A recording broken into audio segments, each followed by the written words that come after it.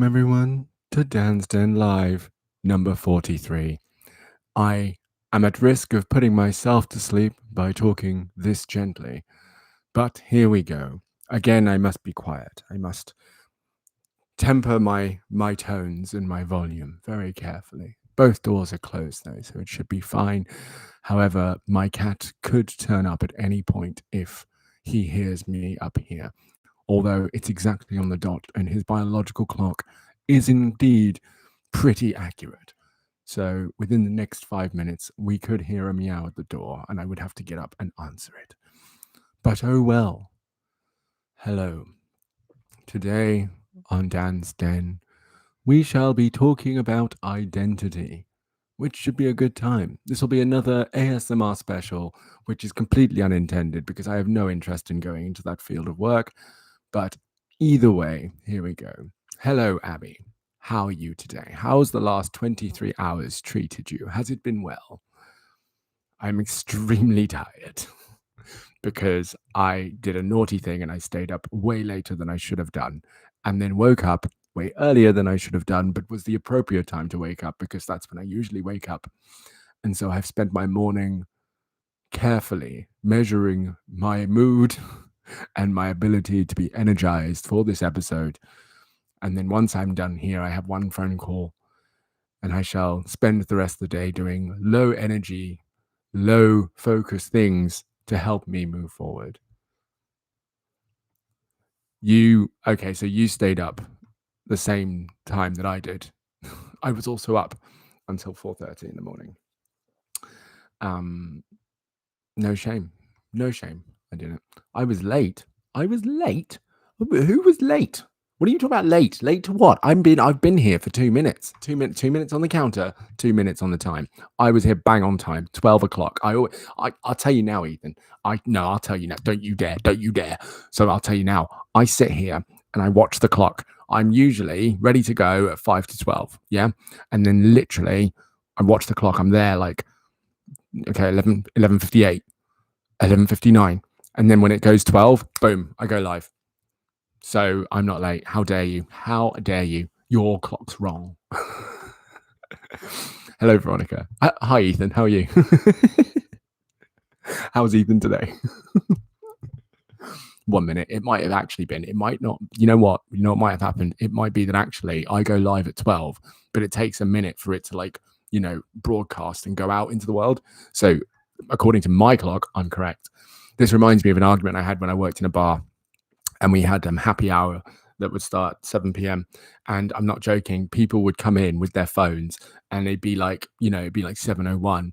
And on our system, once it hits 7, our system automatically, it'd be the end. That's right. It'd be the end of happy hour at 7 p.m. And the thing is, once the system turns 7 o'clock, it automatically cancels out any deals. You can't do deals. We can't make it work. We can't magically go, boop, boop, boop. There you go. There's your deal, right? So there's nothing we could do, right? If once it's 7 o'clock, deal's done, we're finished, it's over, no changes. But people would come in with their phones at 7:01. I'm not joking. 7:01, and on the tills it'd be 7:01, but on their phones it'd be like 6:59 or 6:58. And they'd be like, well, my phone's connected to satellites, and actually it says here that you're 2 minutes too late or whatever. And literally I'd be standing there like, look, the system says this. If you really wanted these deals, you could have probably shown up earlier, but it's too late. And people would be so upset. Just like, what do you want me to do? Like, you're saving a $5. I don't literally turn up sooner. We've had happy hour for 2 hours. And you've literally, I know, happy hour, 2 hours, doesn't make sense. And you've chosen to come in the last seconds of that 2 hour window. So, and so in a way, Ethan, 1 minute late is 1 minute late. You're right. It's true. I'm sorry I'm late, everyone. Pardon me. Excuse me for being late. So yes, I'll say again, I too, just like Abby, was up until 4:30 a.m. last night, and I woke up the usual time. So I'm tired, which means today my voice and my tones might actually put me to sleep. I might excuse me, just put myself to sleep talking this low. Who knows? Who knows? So I'm very tired. But how's Veronica? How are you? It is happy hours. Yeah, exactly. It's happy hours, not happy hour. No, happy hour from bloody 4 till 7. Hello, that's 3 hours. What are you doing? Happy hour is an hour. But the thing is, I think what I recognize for one is that when a happy hour hits, trying to get everyone served in an hour is not possible. A lot of people would be upset, right? And also, it would be like it's what's the word? Bottlenecking, right? So obviously the bottleneck. You probably know what bottleneck means, so I'm not going to explain to you. But basically, yeah, it would push a whole bunch of people into a small place. And also, happy hour would work really well if it was like selling just beers, bottle beers, right? Bottled drinks. And it would be fine because you could literally, right, can I have 10 beers? Cool. Open. There you go. Off you go. Bye. I didn't do 10, but you get it. But when it's cocktails can take 2 to 3 minutes, depending on what you order every time. So if you're ordering, 4 cocktails, you're basically taking away between 5 to 10 minutes worth of someone's time to get served. And you're looking at hundreds of people being served in the space of that time. So it's not, 1 hour is not good today. Everyone is tired today. We're all tired. Okay, we're all tired today. So this is a possibility that actually someone will fall asleep here. Good. Let's hope it's not me. I will try and keep going. I'll try and make this conversation interesting. But you remember yesterday? You remember yesterday when I said to Twigsy, make sure you're here on time so that we can talk about it, because I do have a phone call to make at 2:00. And let's be real. I'm not going to miss that phone call. I never miss a phone call. I make sure I'm always there for the phone call. So at 2:00, I plan to be on a phone call, and we've got a book to read today, people. It's From Good to Amazing Day. We're reading, okay? So Twigsy, someone better message Twigsy and be like, yo, get here now because Dan's waiting. We all tired. We are all tired. Imagine Twigsy turning up and being tired as well. Well, what happened last night?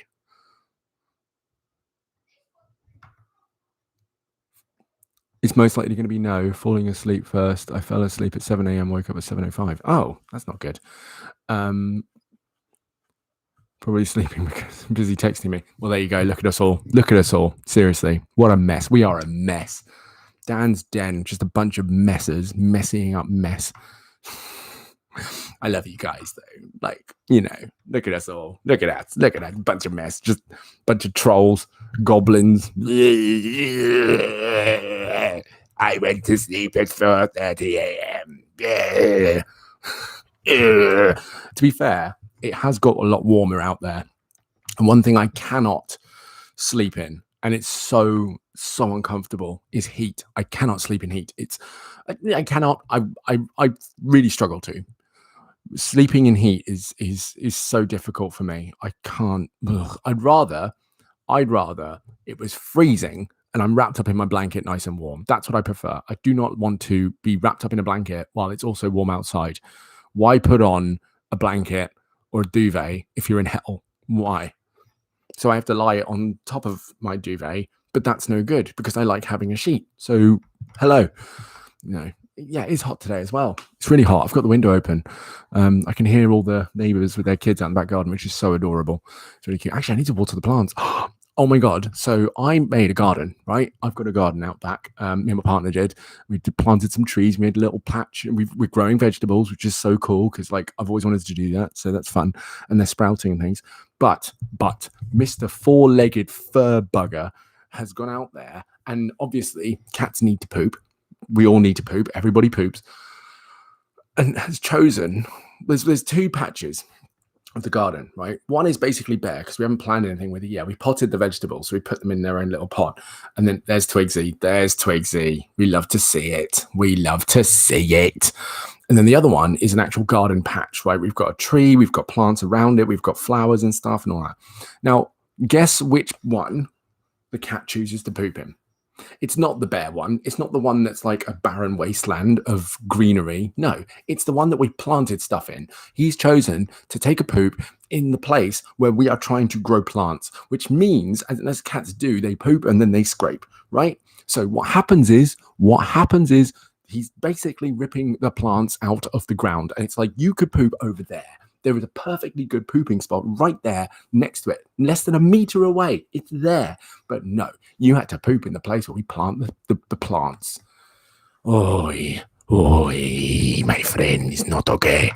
Everybody's tired, Twigsy. Everyone is tired. So yeah. Of course, we get good weather while in quarantine. Well, I mean, yeah.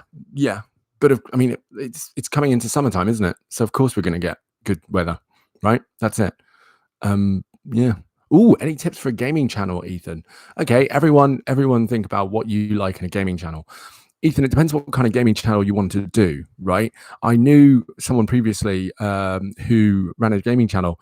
One thing I did I didn't point out to them actually. I just left them to it because I was like, you seem to be enjoying it fine. Yeah. What kind of channel is it? What kind of channel, first of all? Is it a how-to channel? Is it an entertaining channel? Is it like a jokes channel? Is it a trolling channel where you just have like light-hearted fun and you don't bully people online, but you just have fun online? Is it, a community-based thing? Because what I did with my channel was I tried to create kind of a community-based thing. I just play games and I film it and I have a laugh and a joke and that's it. That was all it was. It wasn't like a how-to or tutorials or anything like that. It was nothing. But one thing that there's one thing I certainly don't get, and I don't see many of these videos, is where someone's just playing a game and not saying anything.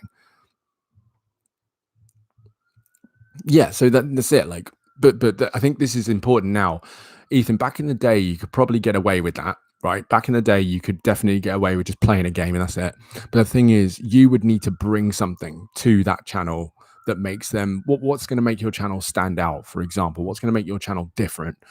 And I think that's where you come in, because you could, and again, what kind of games are you going to play, right? Do you have a certain type of collection of games? Because eventually what could happen is you could get a following. This is what happened with me. I was just playing anything and everything. But then people would follow me and then they would start to ask to play certain games. So I would play those, right? So it all depends. You just have to figure out what you want. What I would do if I were you is, yeah, there you go. Like, play games you like, make jokes, have fun, just enjoy yourself. I think that's one of the things that at the moment can certainly be it, is you just enjoy yourself on the channel, have as much fun as you can, learn to laugh with yourself, learn to make jokes with yourself, because that's one of the hardest things I know is when I started, it was really hard sat there playing a game and making jokes when no one was laughing, right? And trying to have fun when technically no one was watching. I was just alone in my room, just recording and talking to people and hoping that jokes land. Thankfully, I look back on some of those videos and I still laugh. So I'm like, okay, at least I thought I was funny, but whatever. But what you've got to do is bring some life to it, right? If you're just going to play a game, and this is the thing, and it's actually true. I try to watch some streams on the PlayStation and you log in and some people are just playing a game. They're not saying anything. You can hear them breathing and it's just like, what? Why do I need to watch this? You know what I mean? Why am I watching this?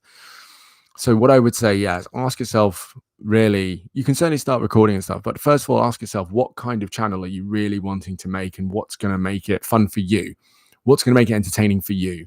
Is it a trophy hunting game, for example, a channel where you do trophy hunts? Or is it kind of, I'm going to, for example, you could do challenges, right? And you could turn a channel into, gaming challenges, fastest route to the nether, right? Or the largest, I don't know what games you play, but you know what I mean? Stuff like that. Yeah. And see, Twigsy's got another point. Like, if you have games like that, and I'm thinking of another one, what was it called? Gary's mod, which I don't know if you guys know about, but similar to, sounds like to that, was Gary's mod became really big on YouTube because it was just a fun game you could play around with. There was not really a goal to it. It was just like pick up things, throw them around, build stuff. There was no aim to any of it. There was no point. So it basically was just like a playground of physics. Gmod, there you go. Yes, of course. Sorry. Bloody hell. Yeah. And you could just, you just do stuff. I don't know if there's missions now, but when it came out, there was no point. There was nothing about it. It was just like, here you go, have fun. There's a playground, go do stuff. But somehow, and I don't say this with any judgment, I'm like, somehow millions upon millions upon millions of people flock to videos of people playing Gary's mod, Gmod. But I think the videos that, again, were really big were the ones where people were having fun, people were enjoying themselves.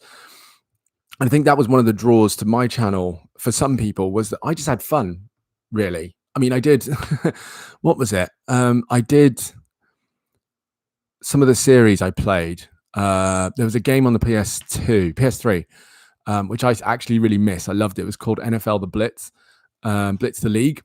Blitz the League, that's right. And basically, you could Google it. It was ridiculous. It was American football, right?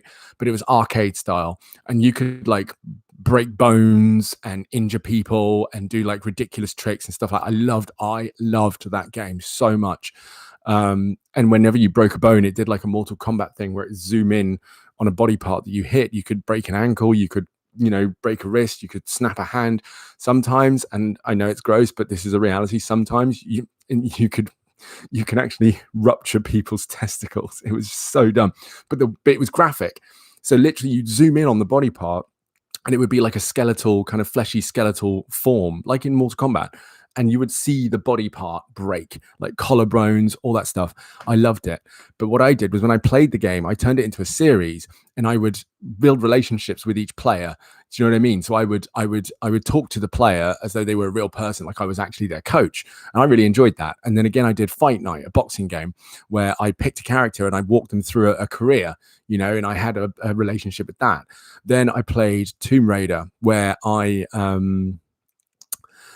Tomb Raider was, he had a whole narrative, like a whole feminist narrative, which I kind of am scared to watch back, because at the time it was a good intentioned thing, and I really was enjoying it, you know, but I wasn't taking the mick out of feminism. I thought I was a feminist at the time, and I'd like to think I was, but I had this narrative where, you know, Lara Croft was the pinnacle, a feminist hero, and so I had that narrative throughout the whole series, you know, and I made certain jokes about it and stuff. Yeah. Then I did play horror games. And people loved me playing horror games, and I loved playing horror games as well. I played, what was it called? Oh, Outlast, the Outlast series. And that was great. I actually want to watch that again, because that game was terrifying. Jesus. And I only played it at nighttime. I played Five Nights at Freddy's. And I just enjoyed it. I just enjoyed the experience. So I wasn't just playing it. And this was the thing. I never played a game just to play it. I played it to make it more entertaining. I think that's what it is with some gaming channels, is that they add something to the game. I feel like we're past now people just watching each other play games. We're certainly in the realms of people adding their vision, their experience, their joy to a game, and doing that. So yeah, like, if you're going to start a channel, it's a case of, what can you bring? You know, almost bring your own sense of joy and fun to a game, right? And it takes time. Don't get me wrong; it really does take time. Like I said, I did it for 3 years, and I wasn't promoting it as much as I should have done. I wasn't advertising it as much as I should have done. But I was getting a following. I was getting an organic following, which is very slow, very gradual. But I enjoyed the hell out of it. It was very time consuming, though. My God, oh, so time consuming. I think I calculated I was investing like 20 hours a week to do a video, 5 videos a week or something like that.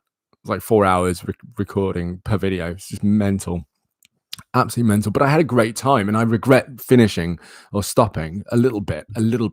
I think if I had the time and I had the money to do so, I would definitely start again. I would absolutely do it again, because it was so much fun. I loved it. I absolutely loved it. It was so much fun. But yeah, you got to love it. Because also it's tough starting out when you're posting and you're getting like 2 views a video and no comments, and, you know, no one's really talking to you and stuff like that, because that went on for a little while beforehand. But yeah, exactly. Yeah, like Twigsy said, exactly. He put his own spin on it. I think that's what I liked about PewDiePie. I think that's what he, when he started, that's one of the great things that I liked about him, was that I'd never seen anyone play a game like that. And I hadn't seen anyone play a game like that. I'd make my jokes when gaming, you know, and make funny comments about characters and stuff, but I never thought about turning it into a show. And what he did was he gave the characters voices, he gave them life, he added to the game. So obviously when he started playing Happy Wheels, which was hilarious, and he played Amnesia, which was also hilarious, I loved it. I thought it was really cool. It was really fun, you know. He just made it worth watching. So yeah. But Ethan, what of course I'm also saying is you're not trying to be like, oh, he's going brilliant. There's no point in me saying anything now. He's off. Okay, thanks. Bye.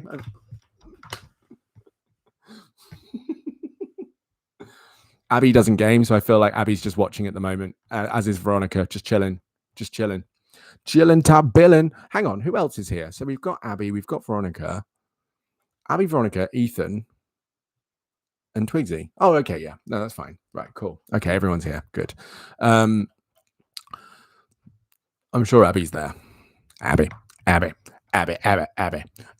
really hungry. I need to eat something, man. I really need to eat something. Yeah, definitely. I'm gonna have some water as well because I really need to hydrate.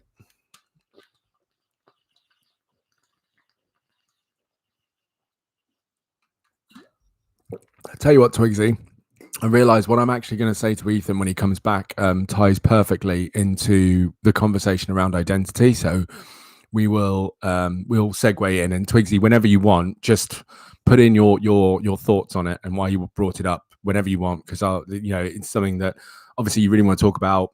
Bring it. Ethan, you're back. Right. So what I was going to say before you left was what I'm not saying, and this is so important. This is so important. What I'm not saying is copy what other people are doing, which I'm sure you wouldn't do, but there's a real pull when you're starting out or when you're trying to create your own thing, is you think there's a way to do it, right? There's a way to make a channel, but actually when you start to explore all the different channels out there, you realize that there isn't really a tried and true format. There are millions of channels with millions of subscribers, and they all, because and I think that the strength of it is, of course, the content. It's good, but actually it's because for the most part, certainly in gaming channels, people are just being themselves, and they are able to bring that sense of identity and individuality to their channel, right? The people, and you notice this, people follow people not because of the games they play per se, or how good they are to some degree. It's because of who's playing them. So I think of channels like Game Grumps, which I adore. Aaron and Danny, I love those two so much. They're hilarious, and I binge watch their channels for ages because they've got a lot of videos out. They've got so much content. But the thing is, I don't watch them because they play the games they play. I'm not even interested in. I don't care about Pokemon. I don't care about Sonic Adventures. I don't care about the games they play. I love the way they play the games. I love the experience they have when they play. That's what it is. And it doesn't make me want to play the game, but it makes me want to watch them. And it's because of who they are. And actually, I went from watching PewDiePie because I think this is before all the controversy, but I was like, I'm kind of done with PewDiePie's format. And I found Game Grumps, and I just loved their approach. It's still silly, but for some reason, I don't know, it's like grown up silly, I guess. And I think I just grew into that, and I loved it. But funny enough, PewDiePie played more interesting games than they did, so I moved. Yeah, like Twigsy said, absolutely. Yeah, I think you'll probably hear this as well. Like, trying to post for the big follows and the big subscribers is dangerous. Only because, right, you can certainly give it a go, but the thing that I find is so common is people, like, happens on social media everywhere. People are trying to go for that one post, right? They're trying to go big, they're trying to go viral, and they still think that that's the thing. But what I recognize is, I'll read your comments out, Twigsy. Thank you. But what I find is that when a person goes viral, there's two things that can happen. One, they stay going viral because their history of content is worthy. They've been consistent. They've been consistently good, and they have produced good stuff from the off and are just waiting, posting until eventually someone sees something that they've done and shares it out. And then loads of people are like, oh my God, your content's always been great. I will follow you because it looks like your content is going to be consistent. And that's it. But the thing is, for some cases, it's not an overnight success, right? PewDiePie seemed like an overnight success, but obviously that guy had been posting. I remember when I started watching him, and he was, I don't know how famous he was, like 3 million subscribers or something. He posted like 1,200 videos. 1,200 videos. That's insane, right? When you think about it, that is ridiculous. And that was at that point where he got 3 million. But that wouldn't have been like a sudden boom, like suddenly he got all these subscribers. That would have been slow, steady increase, like someone sharing it. So that's one way of it happening. Another thing that happens when someone goes viral is they get one video right. But their content isn't consistent. It's not quality. It's not, good all the time. So they get one video right, they go viral, and then the next video they post, because they're trying to emulate that success or whatever, they can flop because now it feels forced. Now it feels like a show. It's a performance. It's not real. It's not authentic. And I've seen this so many times, man, with videos on TikTok, with videos on YouTube. What happens is the video goes big, and then after that, the views drop again. And what someone can feel like is that their 15 minutes of fame is up, and then that's it. It's done. It's over. You've had your time. You've been mildly famous for a little while. You're finished. But I think that's why consistency and going the long game is really important, because first of all, as well, you as starting on YouTube, I don't know where you're at in terms of your confidence, in terms of your presence and stuff like that. But I know that for me, it took time for me to get really comfortable. So if you go right the way back to some of my first videos and then jump to the very last videos I was making, you can see a massive difference in my presence, in my confidence, in my, ability to speak and make jokes and stuff like that. But that's because it took time for me to get comfortable with this. Because again, if I jumped onto this without any practice, I would be awkward. I would be like, what's going on? And I wouldn't say a lot. I wouldn't be able to fill the gaps. I wouldn't be able to engage in this way. So the way that I am here is actually a reflection of what I did on YouTube. Yeah. You're not confident in your voice. Again, this is, I'd say this is it. This is practice. And I think the funny thing with confidence is that you've just got to put it out there, man. I know that sucks, but nothing is going to get you more comfortable with your voice being broadcast out into the world than having it broadcast out into the world, right? That nothing is.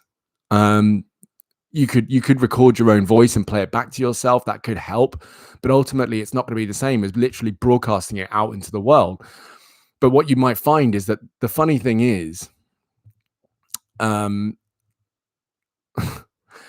the things that you worry about are, depending on how you approach it. If you approach it correctly, if you just go at it, you'll be surprised at what things you worry about that actually are not a problem at all. One of my biggest concerns was that I wouldn't be funny, right? That was my biggest concern, that I wouldn't be entertaining. But actually, the number of dislikes in my videos were very low. And you know how horrible, this was before YouTube sorted out their comment section. People weren't horrible to me back then. Some people would say, like, I think there was 1 or 2 comments I got which were really racist. But of course, like, okay, thanks, like, whatever. Like, people literally would call me the N-word and stuff like that.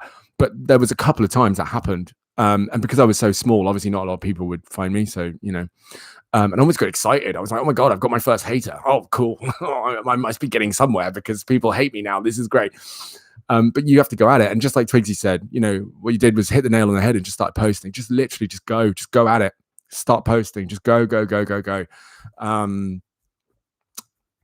nothing's going to make you feel better about the problem than facing the problem head on and just doing it. Right. So Twigsy, so I'm going to go through the comments you said. You said, I want to briefly mention something I just remembered. If you're starting a YouTube channel, it'll be a little time before you get proper traffic on your channel, but just keep posting stuff you want to post. And that's a really good point. Posting stuff you want to post. Yes, Twigsy. Posting stuff you want to post. That's so important. Yes. Oh man. Some of the videos I know I posted back in the day, I didn't really think were that good, but I was like, some content is better than no content, so I'm going to post it. But like, you've got to enjoy it. And that I learned that lesson when I posted videos I didn't like. I was like, man, I've got to do more than this. I've got to be better than this. Like, I want to enjoy it. I don't, there's no point in turning it into another job that I don't like. What's the point in that? So yeah, 100% Twigsy. Because if your only drive for posting is people liking and commenting, you'll quickly lose motivation. Amen. Amen. Absolutely. Absolutely. That's why I've never tried to get connected to likes and comments and stuff like that too much, because otherwise, yeah, you I think that's why a lot of channels like die after like a month, 2 months, 3 months, 6 months, because they're not getting the feedback they want and expect. Bear in mind, like I went on for a few years, and even at the end, I can't say I was doing amazingly well, but the driver for me was that I was enjoying myself. I was getting like 20 views a video after 3 years. That's it. And then ironically, when one video goes big, it turns out it was actually a scam, and someone basically, I still don't actually understand what happened, but someone had linked my channel somewhere, and it just got raided, and YouTube thought that I was trying to go for ad fraud. So they banned me. They shut me down, and I was like, well, there you go. And that sucked. So I started a new channel, and then I was so sensitive about it that one guy who never watched the channel, I think I said this before, one guy who never watched the channel, wasn't a gamer, didn't care about it, never watched anything, basically said, your channel is boring, why don't you do blogs and stuff? And I stopped the gaming completely, and I started doing blogs. But then the whole channel died, because suddenly I was doing something, and this is it, I was doing something for someone else. I wasn't doing it for me anymore. So the whole thing died, and I sucked. It really hurt. Hang on. So I will post a bit of what my views want to see, but I'll mainly post what I want. But the thing is, again, I think there's a percentage you want to get there, Ethan. Be careful, right? This is solid. This is something solid I'm going to tell you right now, Ethan. Seriously. In all my time, even with YouTube, with coaching, with training, so many things, people have asked me to run particular training sessions. People have asked me to move dates of events I run. People have asked me to move phone calls to suit them. People have asked me to do things for them, right? And I have. And they failed to commit to it. They failed to commit to it, right? And just like that story I just said, I changed some of the videos I did because someone said, I want to see more of this. And when I did it, the channel died.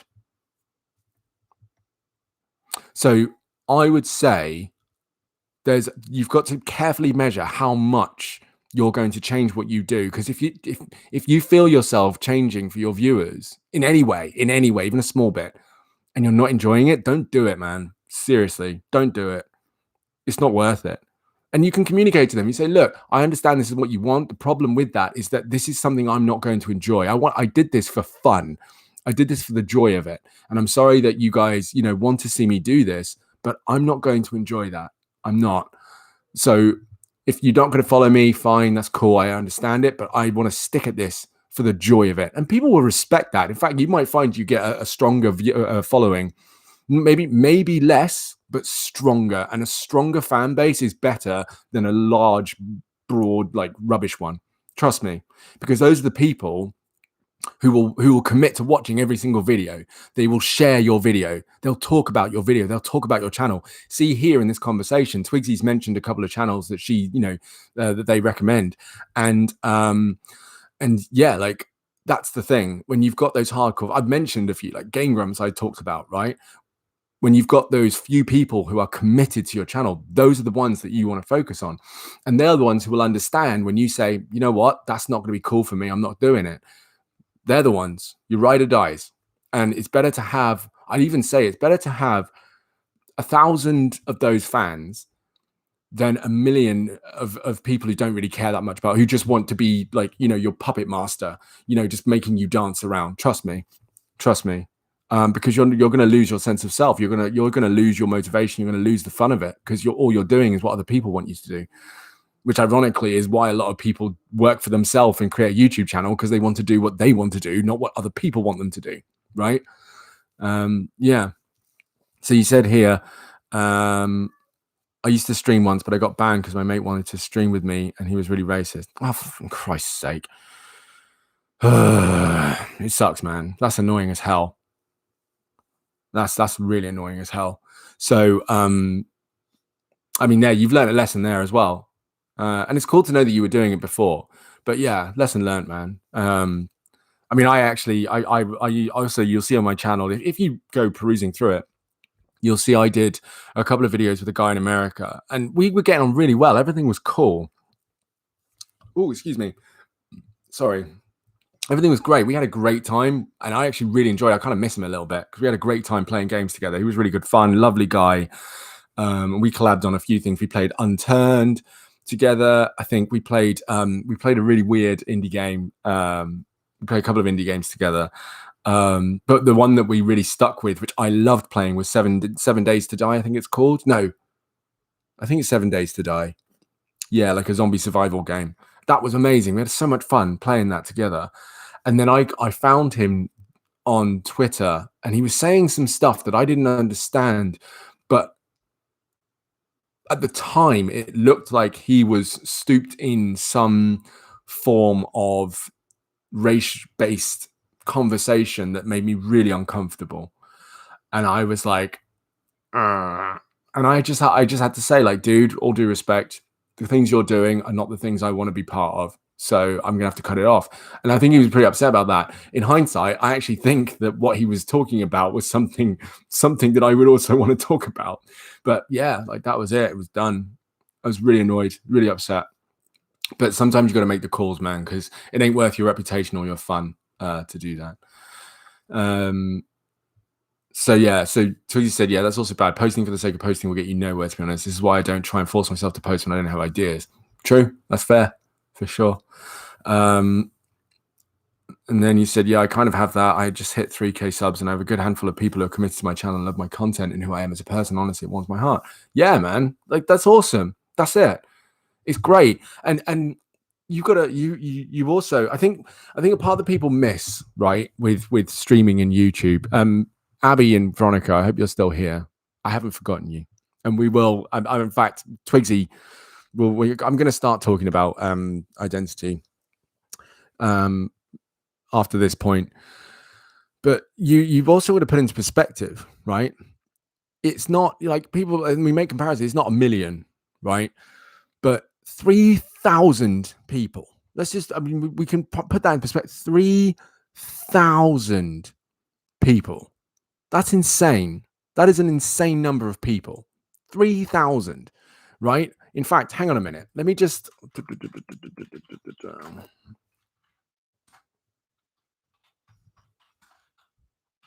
One second. I'm just gonna see if I can find out.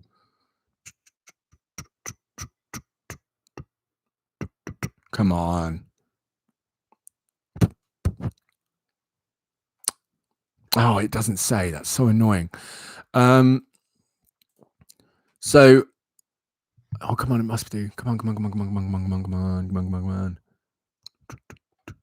I'm pretty sure. I'm gonna take a guess at this, but honestly, I'm pretty sure that at our campus there are not even 3,000 students. Like, Twigsy, you have a following that is larger. The population of your subscribers is larger than that of the college you attend. And you got to really think about that. That's a lot, right? That is a lot. I think, actually, if I'm not mistaken, I'm gonna have to qualify this. It's either you've either got twice as many or 3 times more subscribers than there are. Oh, Abby, bless you. Of course you did. No, have a nap. I mean, I'm jealous, to be honest. Like, twice or 3 times more people than there are at college. Like, and you put that in perspective, and you're like, that's 3,000 people. Like, some people say, I'll be happy if I, impact one person. But Twigsy, that's 3,000. And again, like, Ethan, that's it. Like, when you get to that place where you've got even 100 people, like, I was so stoked when I hit 100. I was so stoked because I was like, 100 people, 100. Like, 100 people. I don't think I've ever. Actually, no, I have. What am I talking about? but like 100 people. Come on. I don't know if you get. Let me think.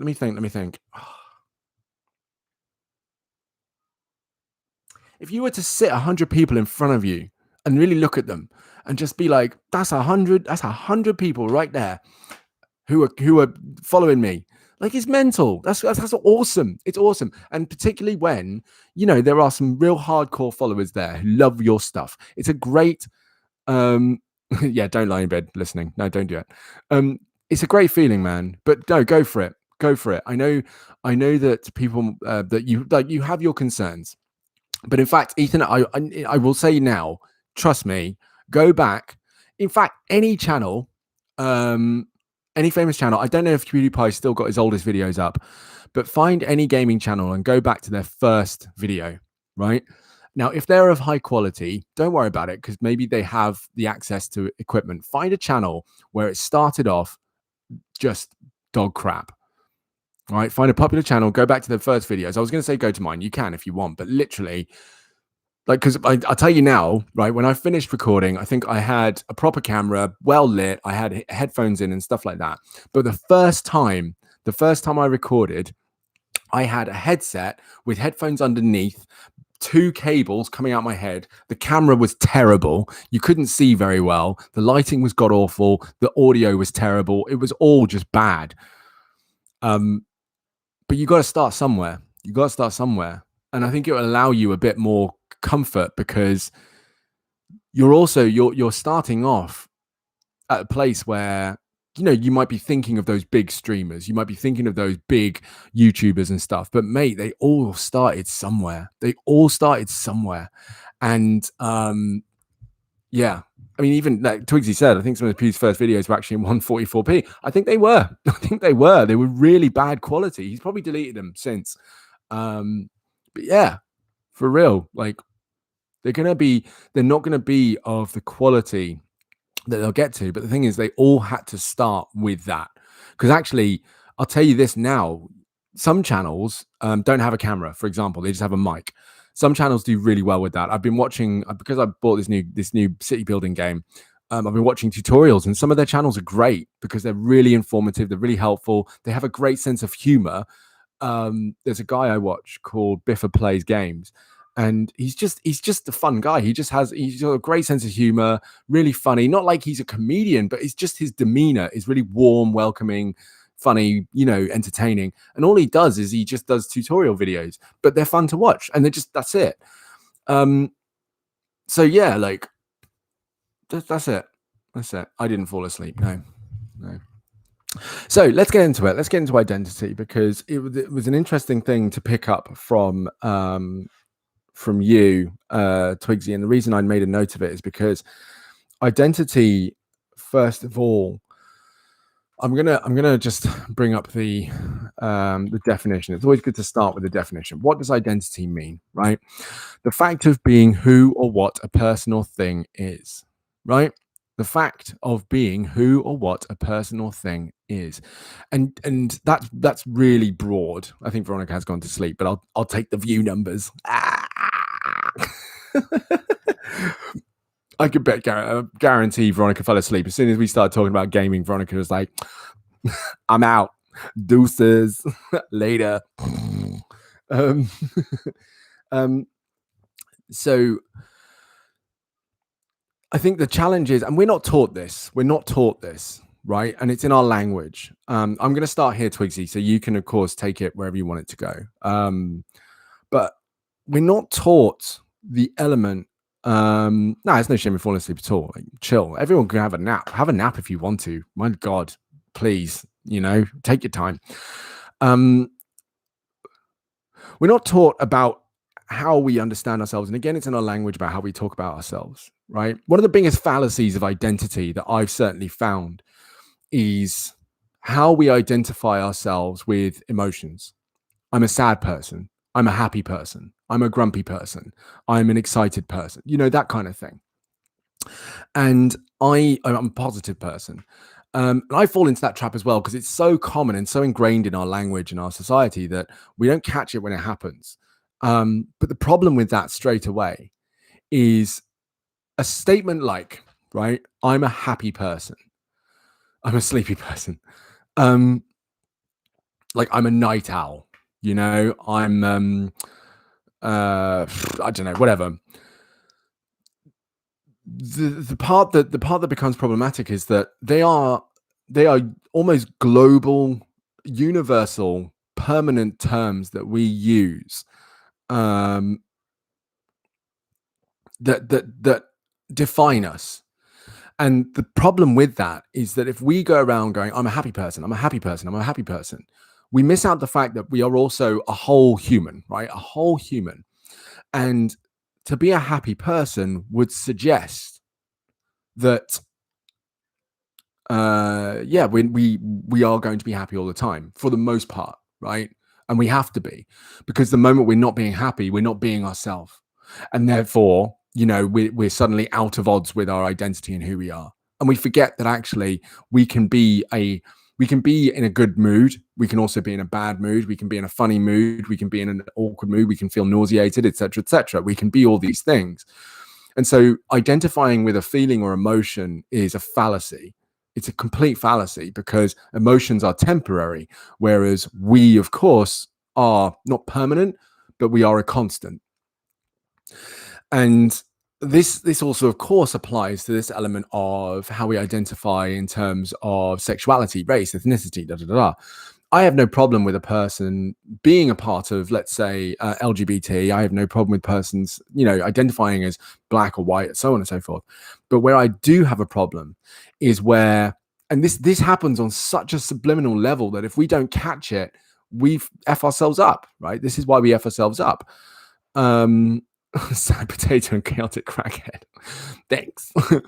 This is where we mess up, because it's the assumptions that we make in our subconscious mind, in our unthinking, not unthinking, in our background thinking, where I wish I could. I'm trying to figure a way of demonstrating the power of language and how we use it. I will in a second. That when we identify with our emotions, or when we identify with certain things that are solid and really rigid, I'm a man, therefore I'm a woman, therefore, you know, I'm non-binary, therefore, right? We are completely negating and shutting down the complexity and the magic of ourself, right? The only constant that we have. No, exactly, Ethan. No, but that's my point. No one is all the time. No, it's unhealthy to be any one emotion consistently all the time, no matter what it is. It's unhealthy. It's not right, but we know that. But of course, we can say that. And yes, you're right. We can say that. But what I'm explaining is that we've really got to get to a point where we're centered in the fact that the only constant that we have is our present conscious mind. That's it. That's all we have that's constant. Right. And this is where the spirituality could come into it if we were so inclined. But we have this reality, we have this presence, we have this, right? And I'm feeling very present right now. This is what we have. My emotions do not define me, but I can have emotions, right? My race cannot define me, but I have a race. My nationality need not define me, but I have a nationality. And it's making sure that what I feel myself to be right, to be true for me, is what I put out into the world, not what happens to me.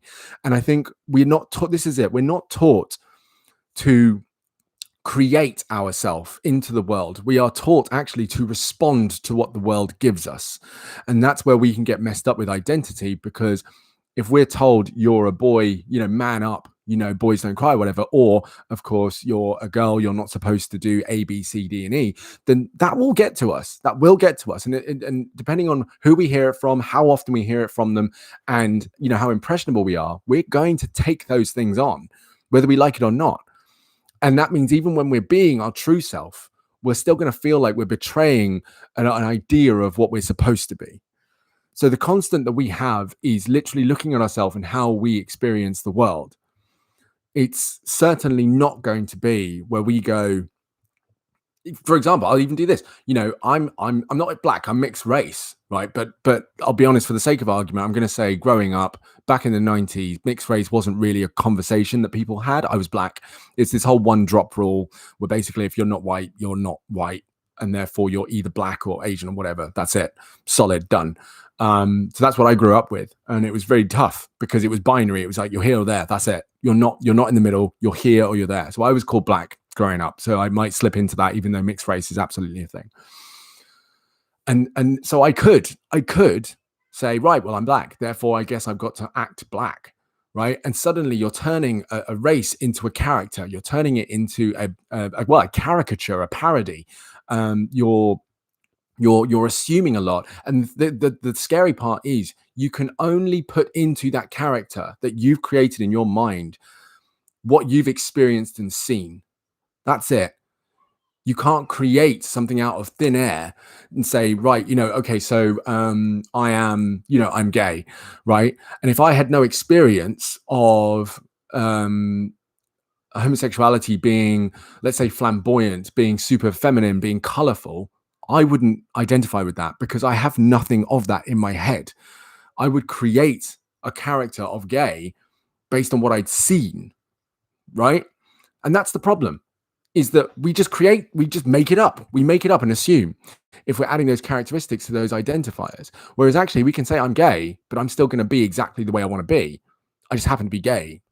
I'm me plus gay, not I'm gay plus me.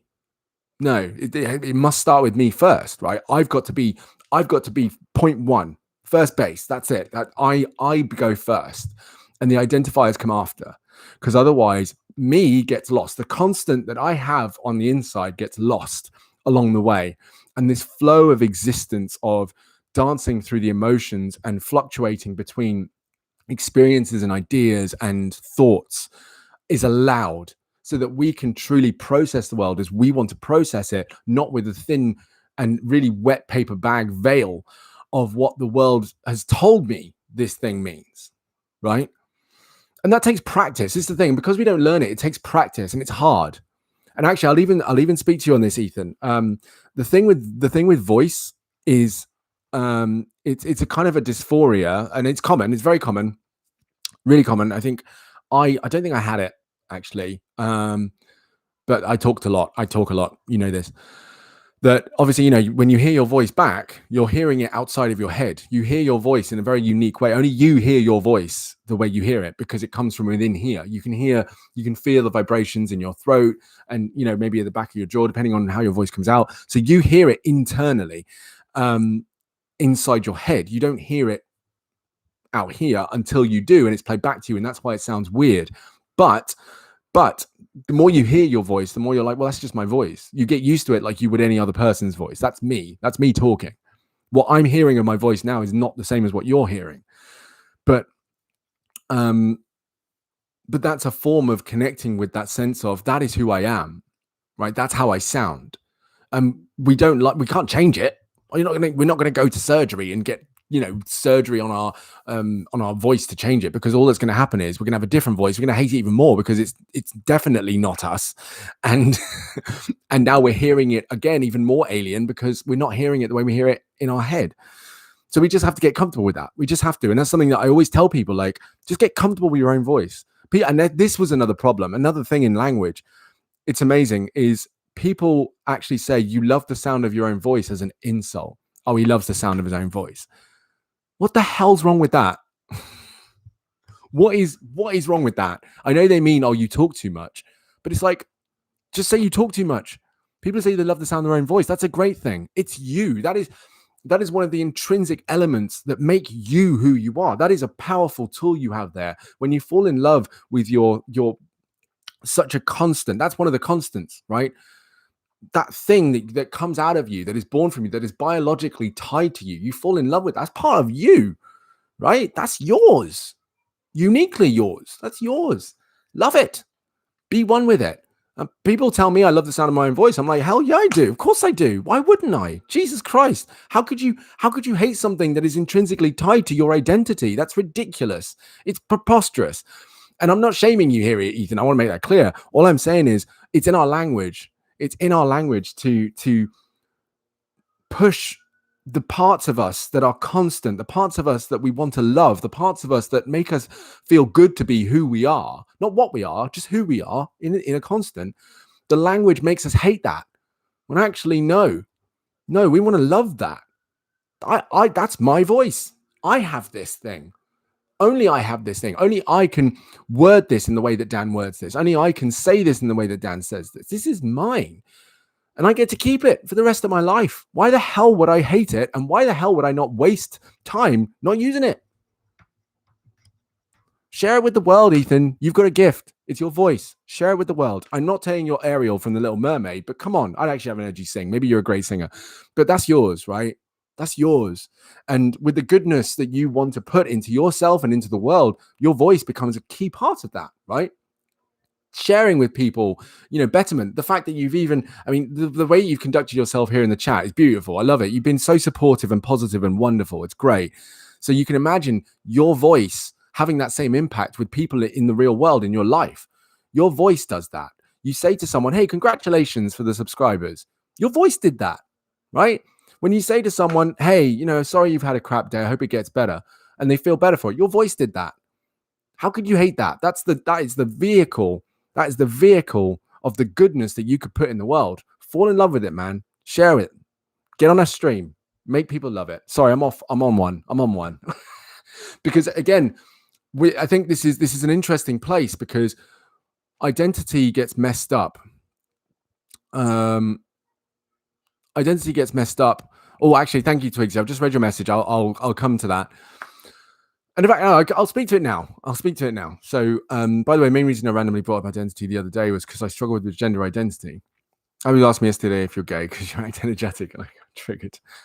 Abby, excuse me. I've been asked if I was gay my whole life, man. It's cool. But again, there's so many things here, right? So many things here. I had a challenge with gender identity growing up massively because, and this is the mess, right?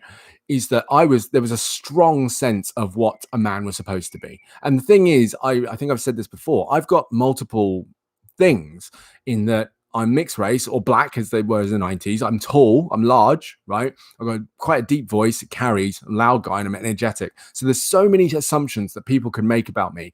And if I hadn't connected with that sense of who I am, right? I hadn't connected with that sense of who I wanted to be in this world.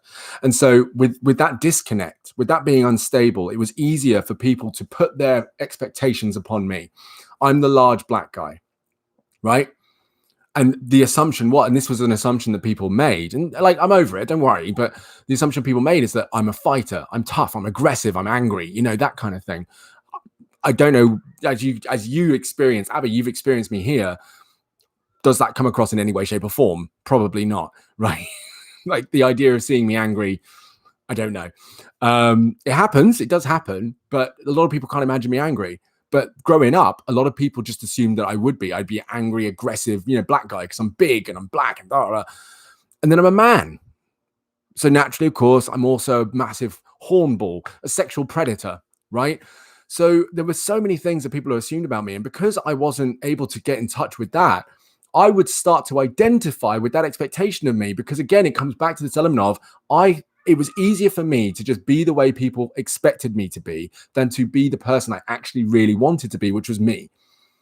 And it took, and this is the saddest part, is that it takes work when you get to a stage where you get fed up with that. And some people never hit that. Some people never hit that point.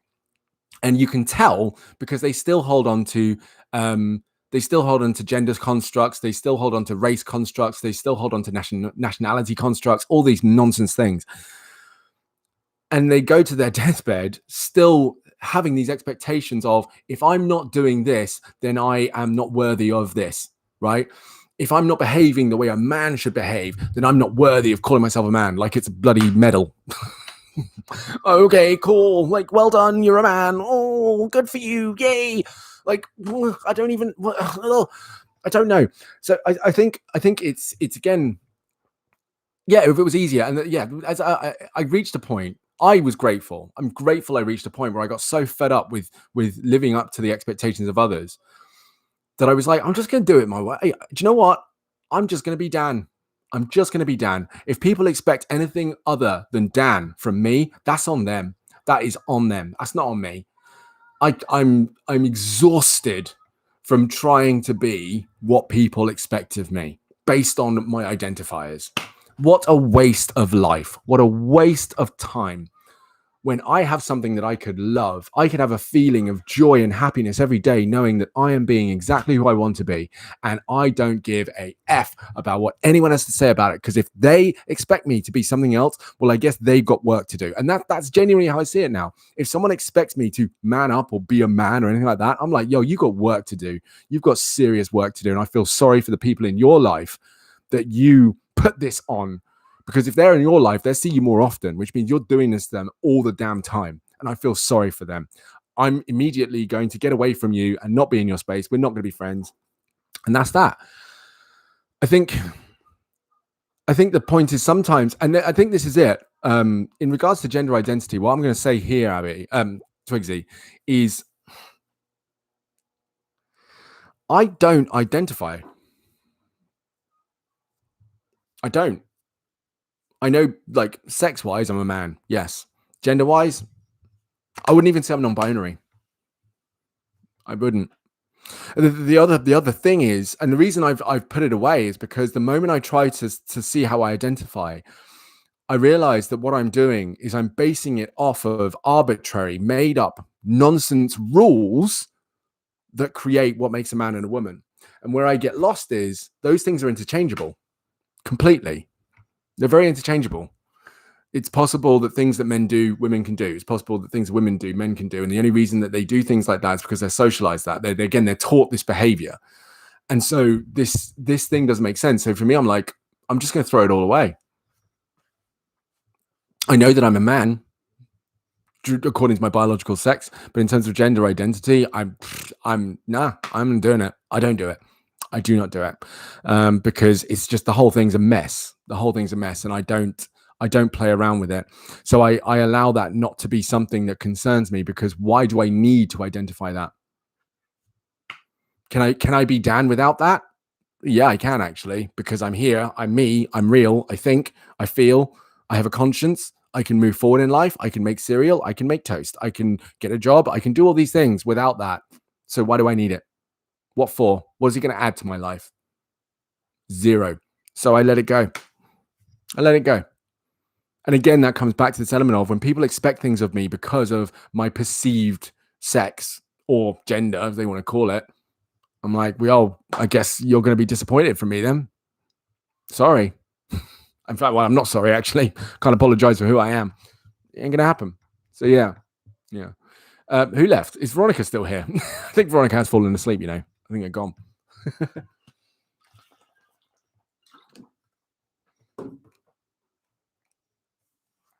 I think I touched on another thing about this, Twigsy, where another thing we're not taught is that we don't have to subscribe to any of these things. We really don't. Genuinely. I think it can help in certain areas. It can help in certain areas because, whether we like it or not, they do play a role. So the fact that I'm a man does play a role in how I conduct myself in conversation, how I conduct myself in public, Sure, yes, because I'm still at odds with other people's perception of me, and I want to be aware of that. But nonetheless, I'm not going out there to cause any harm, right? And I'm very aware of that.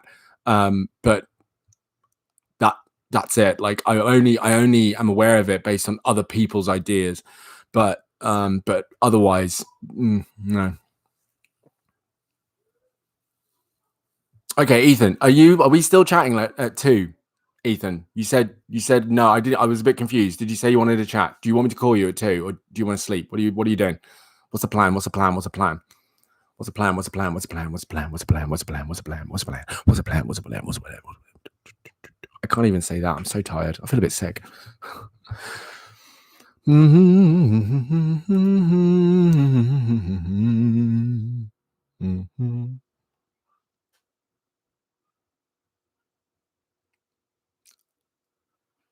Okay, no problem. All right, I'll skip it. But mate, obviously we'll book another call for another time. But yeah, I mean, it's good to see you here, dude. And hey, stream it like piss. I did just say that. My God, what's wrong with me? Have a great one, Ethan. Hopefully see you tomorrow, buddy. Take it easy.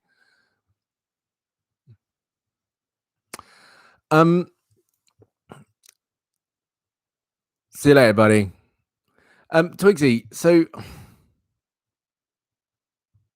I think the question you've got to ask yourself, first of all, is again, why does it matter?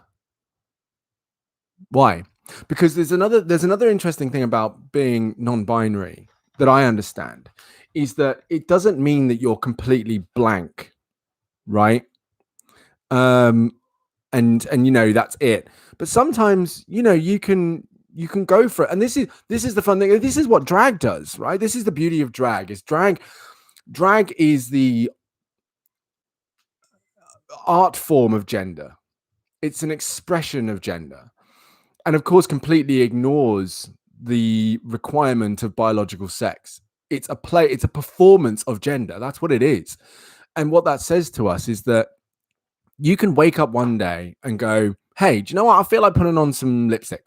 I feel like throwing on some nail stuff. Bear in mind, I'm not identifying any genders with this. I might do that. Do you know what? I might throw on some baggy jeans, some lipstick, and a big hoodie.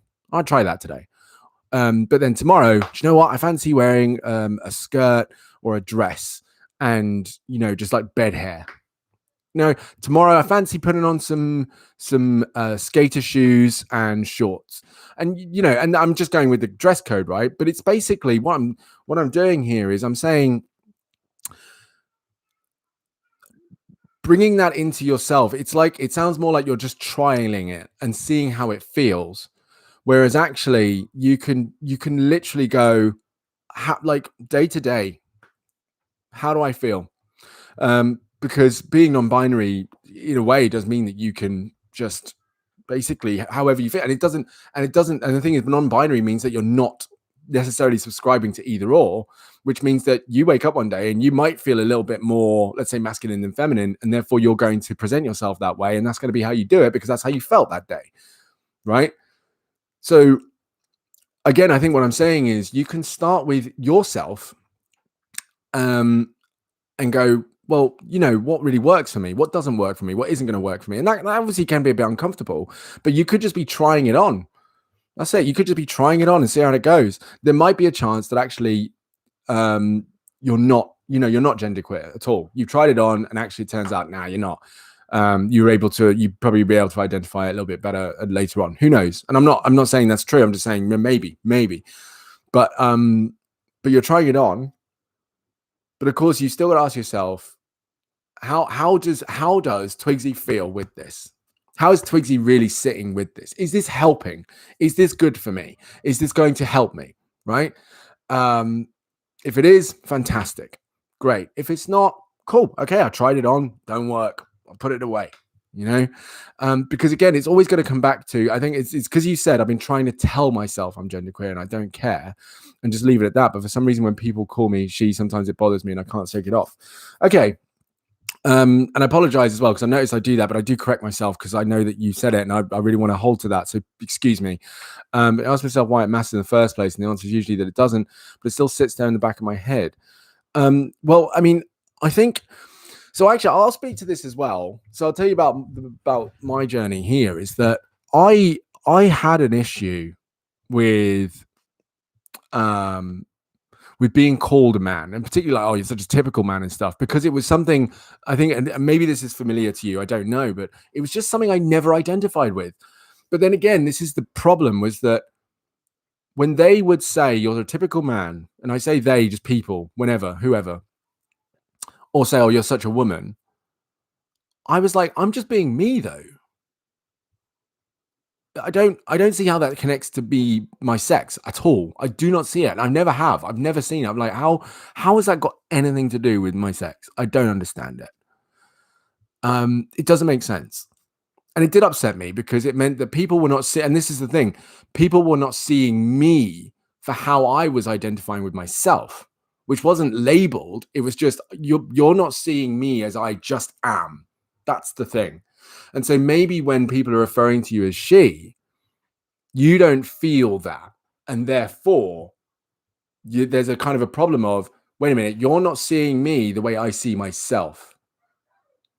And that's a problem because it makes my true identity and who I am feel invisible.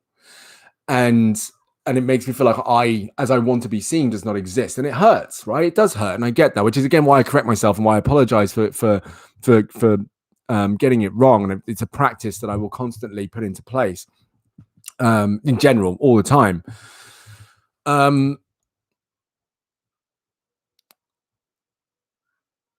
the challenge, the real challenge is being able to sit in the space where you see yourself.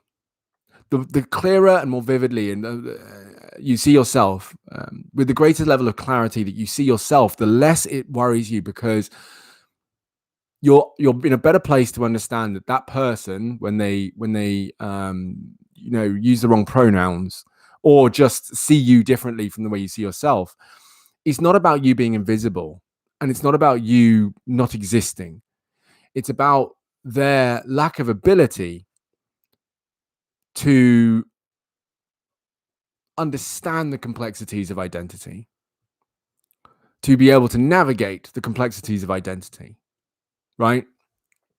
And that's not on you. That's not your fault. You exist. You know you exist. You're here, talking, making videos, creating, feeling, being, thinking, experiencing, creating. You're here. You exist. You're real, right? As you are right now. You're very much a real thing, and you know that. You know that. So the more you connect with that, and the greater clarity you have with just that, nothing to do with gender. And of course, I'm not saying you don't explore it. Pardon me. I'm not saying that. I'm saying, like, it's not, your existence need not be connected to how you identify yourself. The fact that you exist can be enough for you to know that as I am standing, living, breathing right here is enough for me to acknowledge the fact that the way another person sees me does not matter, because I am here. And I can certainly empower that by being around people who choose to, or try to, and will see you the way you see yourself. The other challenge is, though, that for you to be able to see yourself and be able to demonstrate that, you need to, of course, feel that and know that you are there, that you're real, that you exist, right? I don't know if anything I've said landed. You ain't said nothing for a while, and I'm worried, but I hope that this lands. I hope it does. If you've got any other things to say, please share them. But this is about how you see yourself, and then being able to get people to see you that way.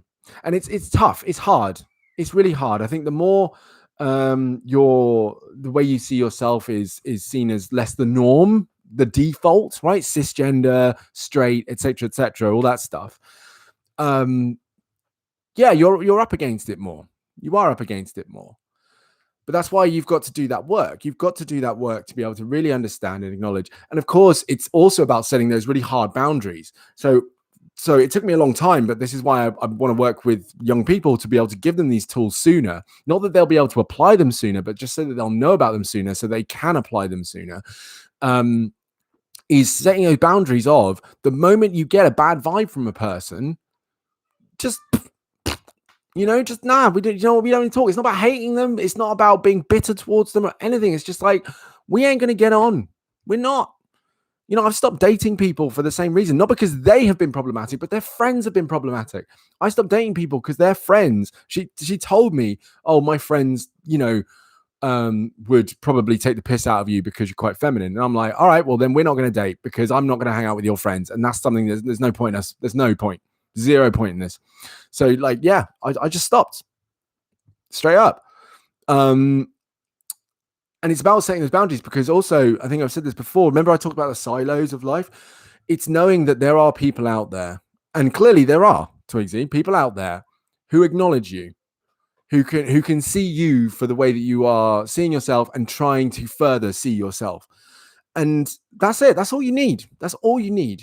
Right? It's not for the rest of the world to see you. It's just for you to see yourself, and for the select few people that you've chosen to be part of the magnificent life that you have, right? And roll with them. And of course, Abby does the same thing. That's what we all do, actually. Well, those of us who are aware that we can. Some people, unfortunately, still have people in their life that hurt their feelings and hurt them and hurt their identity. And it sucks, because what that means is that person, unfortunately, wasn't taught to say no. They weren't taught to realize that they don't have to live like that. It doesn't need to be like that. So, yeah. And there's complications there too, but I won't get into it. So I feel like I do have some sense of the thing that that I'm just me, and it doesn't really matter what people call me and stuff. Well, no, but okay.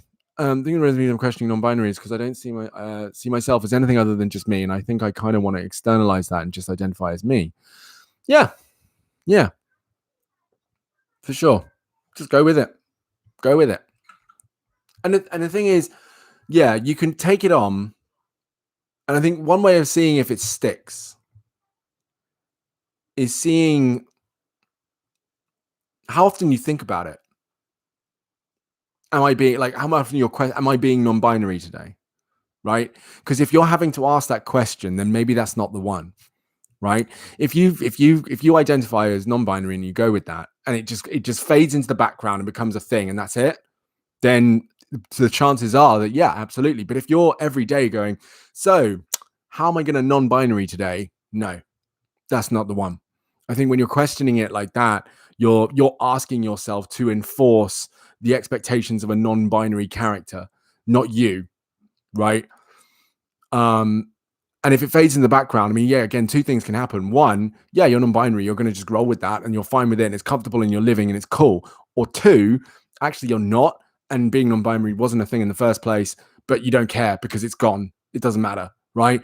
So as long as you're not like badgering yourself about it, because again, you like you said, you told yourself it doesn't matter, but obviously it does.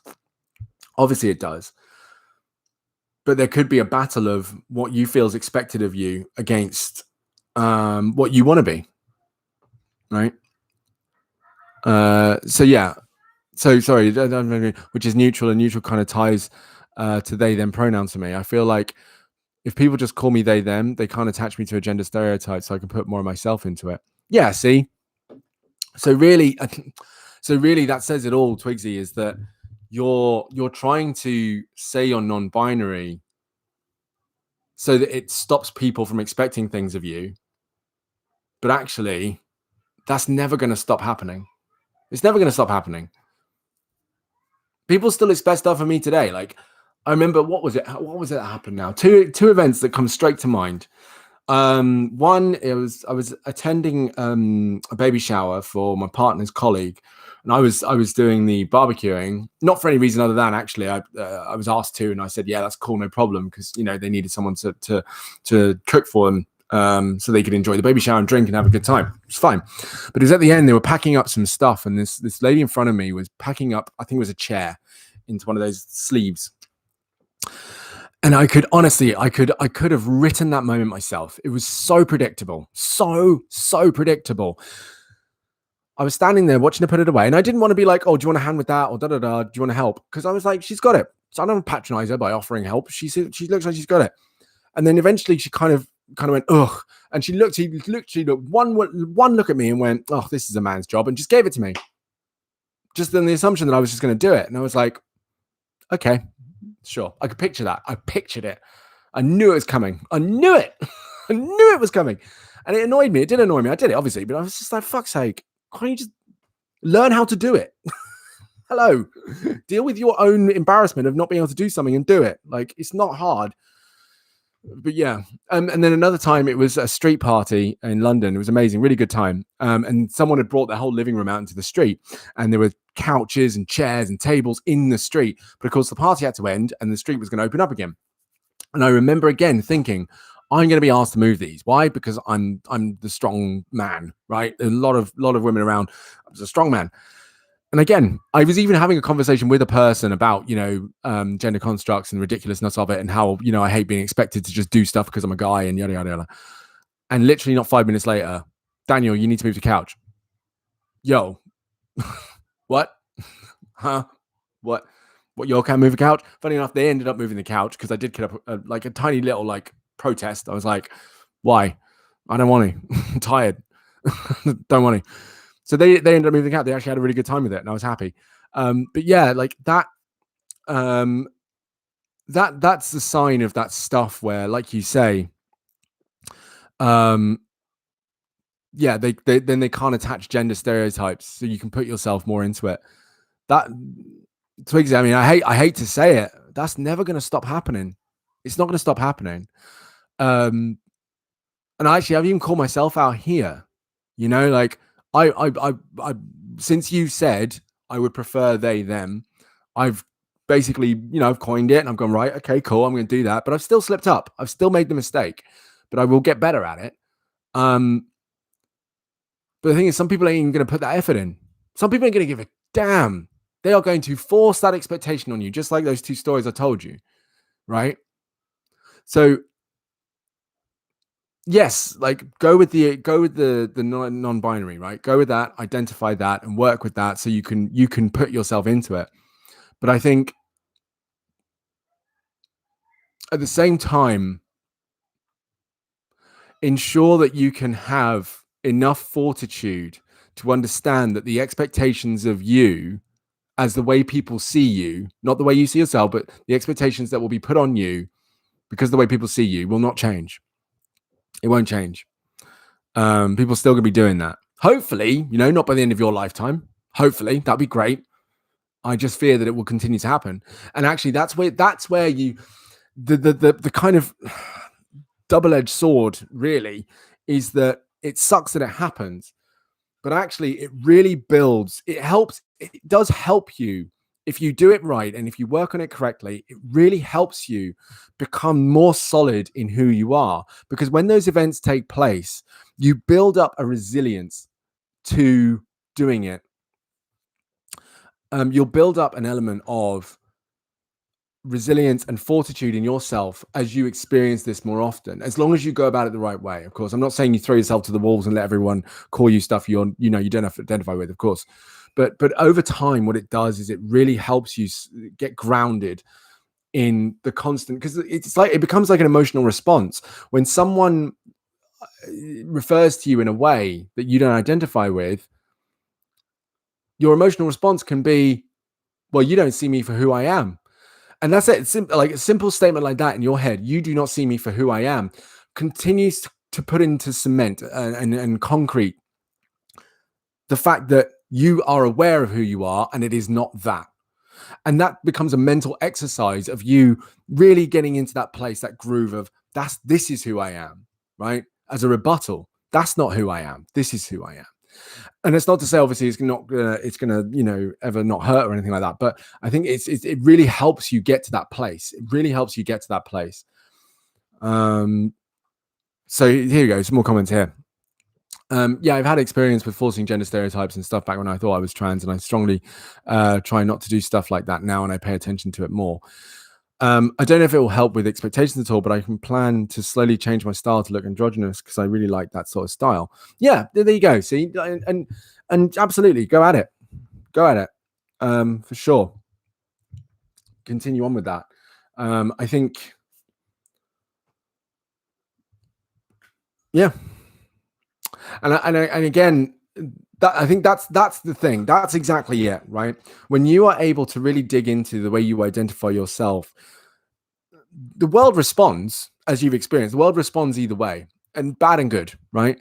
But the beautiful thing is when you are putting into the world how you want to be seen, when you're communicating through body language, through presentation, through tone, through everything, through language, how you want to be referred to, that you've got a better chance of people seeing you the way you see yourself. But you've got to put that you into the world, and if you, and I think, yeah, this is why it does matter. Because yes, you clearly have a goal of how you want to see yourself in the world, right? You have that, and that can be a constant, and that is tied to you, right? I think that's still important to come back to, that it's your thing that you are wanting to put into the world, not, your expectation of what genderqueer or non-binary looks like. You're just like, this is how I want to be. If I want my hair long, I'll wear it down long. If I want to go bald, I'll go bald. I don't care. If I want to get a unibrow, I'll do that. If I don't want to shave my body anymore, I'll do that. I don't care, because that's what I feel like doing. And that can be the beautiful place you live in.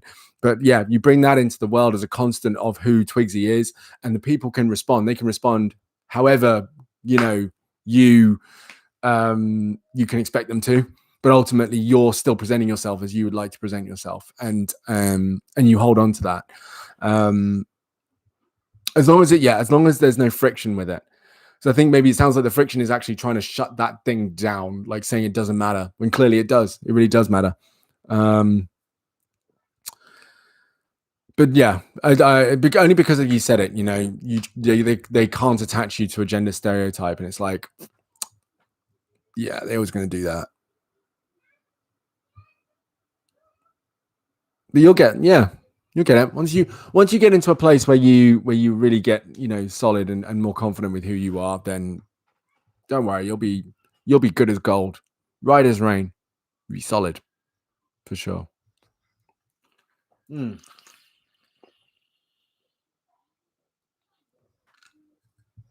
Yeah, see how it goes for sure.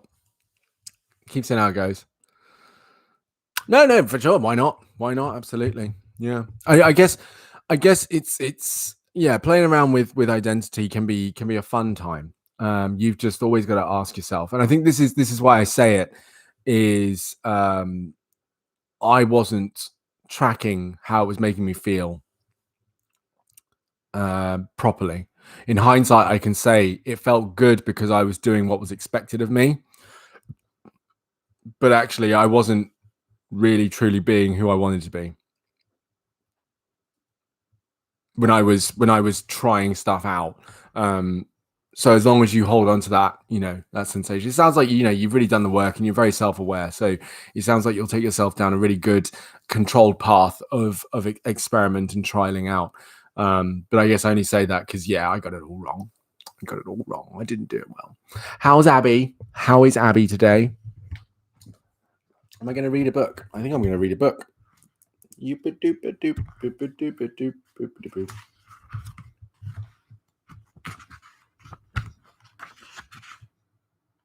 Ooh, okay. Cool. I'm going to quickly pop to the restroom because I need to. I'll be right back. Hang on.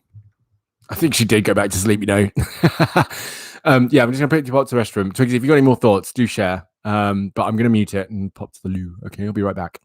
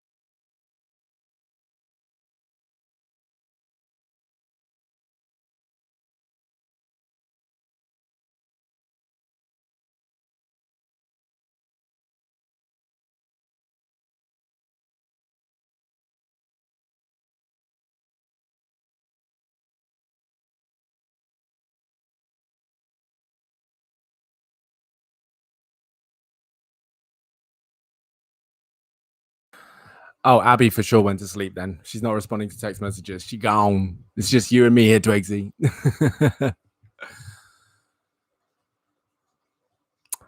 Yeah, I think that's that. You know what? That's the hardest one, man. And I'm gonna be careful here because again, when it comes to talking to any of you guys about your relationship with your parents, the way that I always feel like I'm kind of that's that thin ice, and I don't want to dance on it. I don't want to dance on that because I feel like if I fall through that, everybody come with me. But it's the challenge. The challenge with it.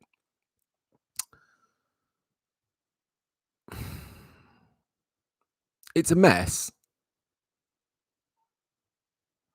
I think it's really hard to take on when it's when it's what was I going to say? Oh yeah, when it's close to home. when it literally is technically home, right? It's really hard, really hard. I'll tell you this. I'm gonna share this with you, right, Twigsy. I'm not going to sleep. I'm gonna share this with you, but it's a public platform, so I know it's all good. When I was 11 years old, 12, kind of around that age, I remember saying that if I had a kid and they grew up gay, that I felt like I did something wrong as a father. I remember saying that, right? Now, not obviously, I'm absolutely not proud of it. There's only the explanation of the fact that I was responding to, at 12 years old, I was responding to my environment and how language again permeated my my thought process around certain things and the stuff I saw, the stuff I experienced. And that's that is a thing that 11, 12-year-old me said. Not only did I say it, but it was something that I was like, yeah. There was other things I remember saying when I was younger which countered that, and actually younger than that. But it's funny how experiences as we grow up shape the way that we see certain things. And I want to say that technically,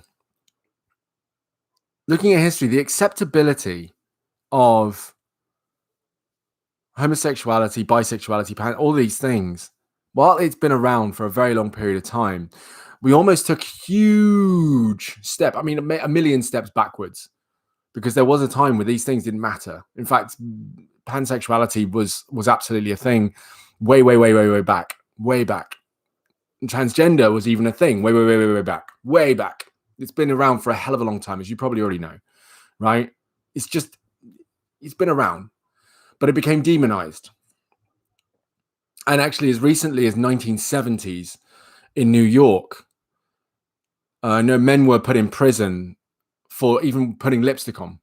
If you were seen to be doing anything that had anything to do with, makeup as a man, you put in jail, right? Not slap on the wrist. Here's a fine. Don't do it again. Jail.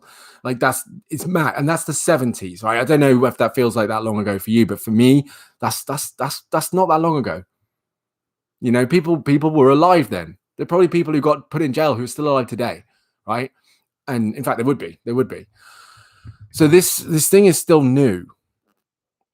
And the really challenging part with stuff like this is that, and I think this is why it's so important that you really, really dig into that comfort of yourself as best you can, is because once you take a step off the default identity of cis and straight, you walk into a world where you are up against a history of discrimination. You're up against it, and not always violent, not always aggressive or angry or traumatizing, but actually, microaggressions are real. Low-level trauma is a thing, but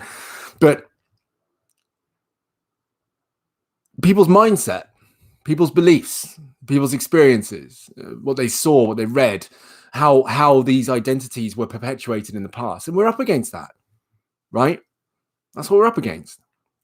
Like I said, growing up, perceived to be a black guy, I was up against I actually learned black history from white people, and it was horrific. I didn't like black people. I actually did not like black people when I was younger. I was a mess. But it was all a reflection of what people had told me my history was, not what I learned.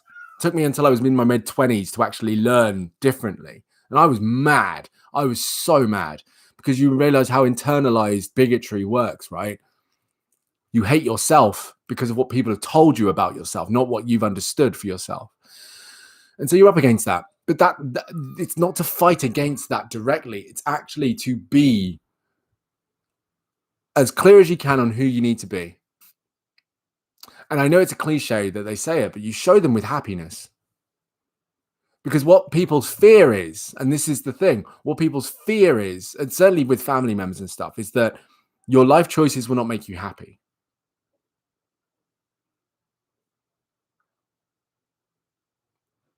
Yeah, no, I know. I've messed it up. There's a couple. When I check the number of videos, I need to go through them and renumber them. But yeah, there are two. I've done it. I've done it. Trust me, I do it all the time. A couple of times, if you go through the number, there's I don't know how to count, Twigsy. I don't know how to count. Don't ask me why or how. But meh. And I've put this under the category of education. Way to go. Let's not talk about that. Yeah, you show them happiness. People's fear is that they won't be happy. I can tell you now, not with I wouldn't do this with my kid's identity, right?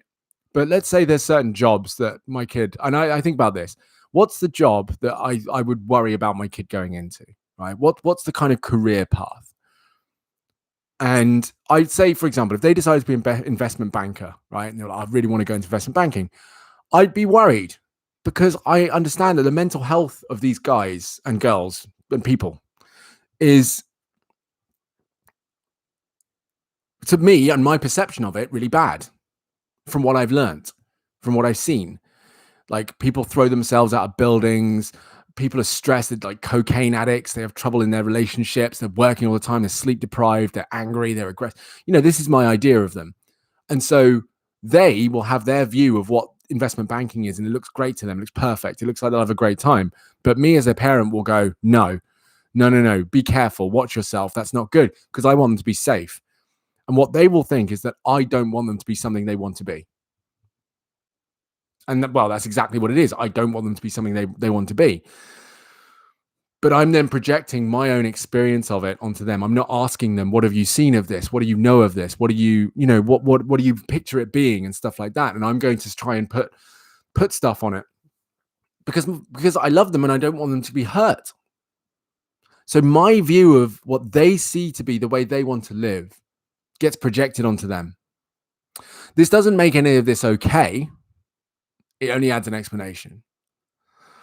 My ignorance towards this thing creates the friction in our relationship because I don't fully understand, or I'm not seeing this world that you want to be part of the way you see it. And that's where there's no bridge. And that's where the problem lies. And if I were so minded, and I still trying to think of what job, I'm not saying like, oh, I'm so open-minded. I just can't think what job. I'll tell you what. Okay, here we go. If my kid found out about, the Tiger King stuff, right? And said, I want to go work for Joe King. What's his name? Joe, Mr. King. I want to go work for Mr. King. Looks like a great job. I'd love to do it. And I would just be like, no, you're not. You're absolutely not. Do you have any idea how many zoos there are out there? You know how many better people there are? And they're like, nope, I want to work for Joe. That's the person I want to work for. I'll go work for them. I'm like, hell to the no. No, we're not doing it. The thing that would get me to change my mind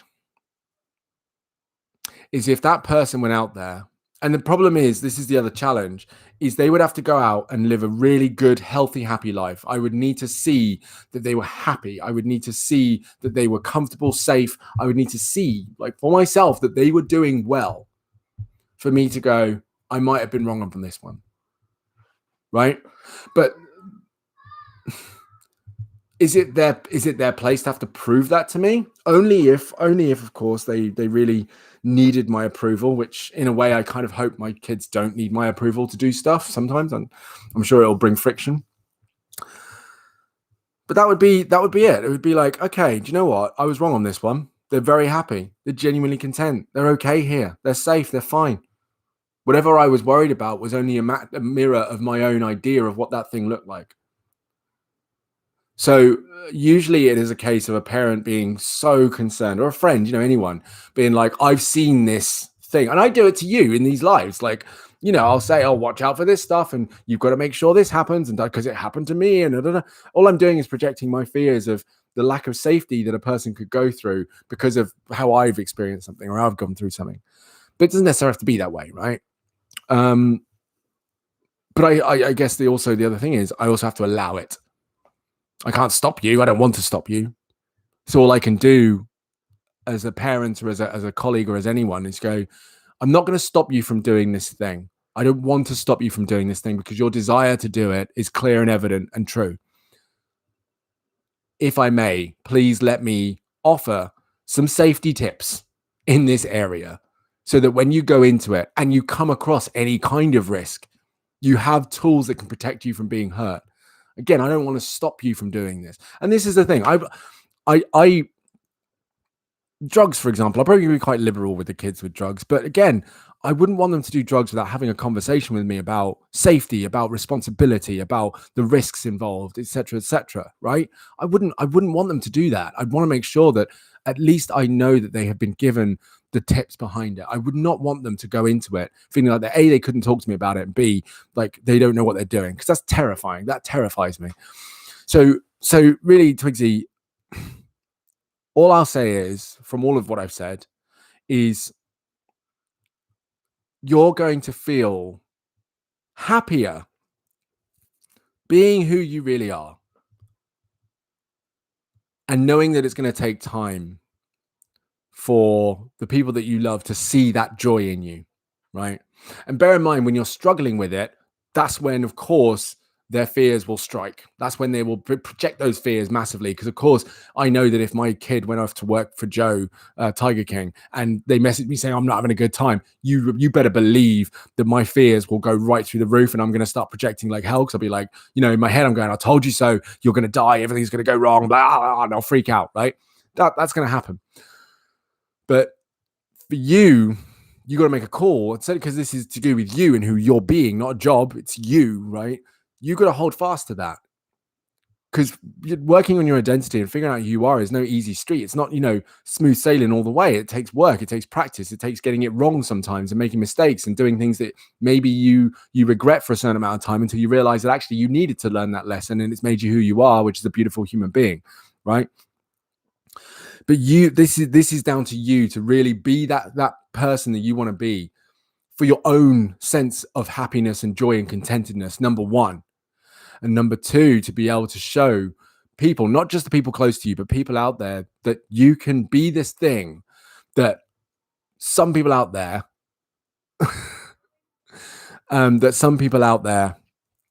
don't understand. That if you can be happy this way, then it's not that big a deal. It's fine. And of course, and this is the other thing, you'll find people who will want you not to be happy because they are so sure that you're not allowed to be happy in the way that you identify yourself, that they will try and stop you being happy. This is it. This is like part of racism, part of sexism, is that as a say a black person or Asian person or whatever, some people believe that you can't be okay this way. You cannot be okay this way, because my understanding of you is that this is my view of you, and you being okay makes me wrong, and I don't want to be wrong. So I'm going to make you the way I expect you to be, which is not okay. You're not allowed to be okay like this. So you're going to come across that as well, right? And it's really just making sure that you hold fast to being Twigsy at the core as often as practiced as you can be, so that when those things come your way, you're still grounded in that. And you say it's going to take a long time. Maybe it will.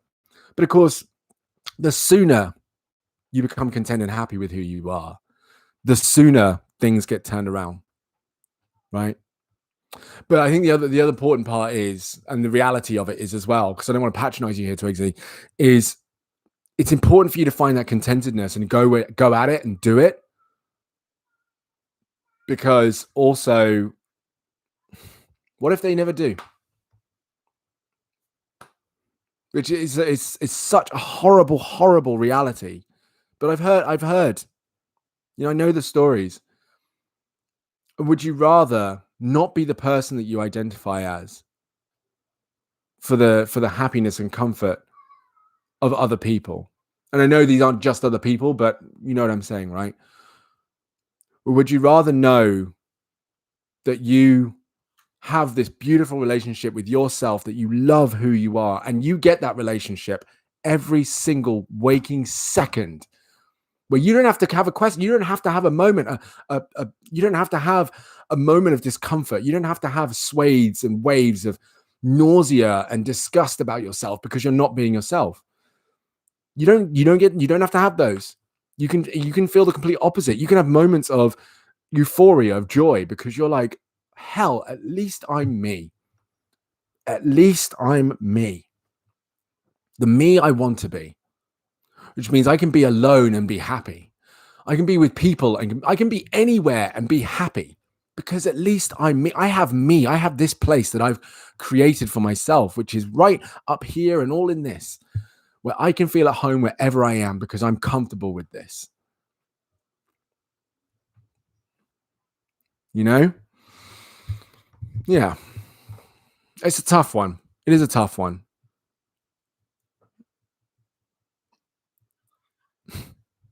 I also hear, mm, I don't want to speak on that, actually. No, I'm not going to speak on that. I think obviously if you're not already, you can listen to other people's stories about this kind of stuff.